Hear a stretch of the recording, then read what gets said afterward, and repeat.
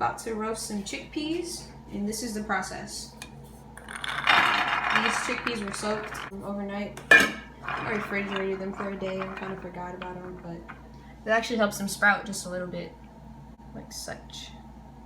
Use grapeseed oil from Walmart. I like to add ginger garlic paste. Just eyeball it.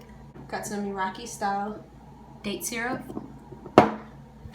This gives it a sweet, tangy, spicy taste because I am gonna add something spicy probably.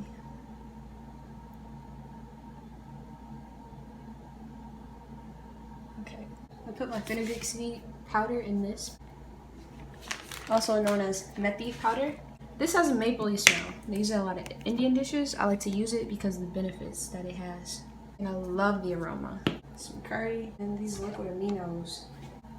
The curry, liquid aminos. I like to add just a little cinnamon, even though there's already a little cinnamon in the curry. Turmeric, the nutritional value.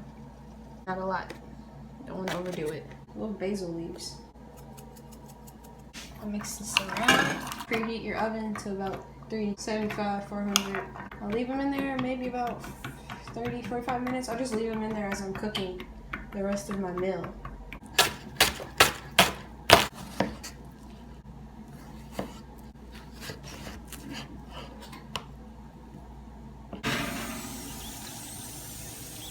In this pot, I added grapeseed oil, seasonings like cayenne pepper, fenugreek, curry, ginger and garlic paste, onions, bean sprouts, red cabbage.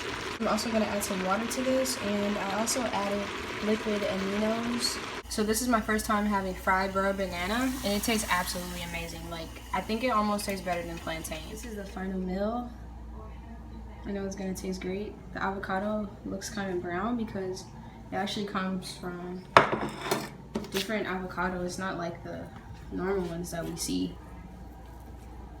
It's like a real one.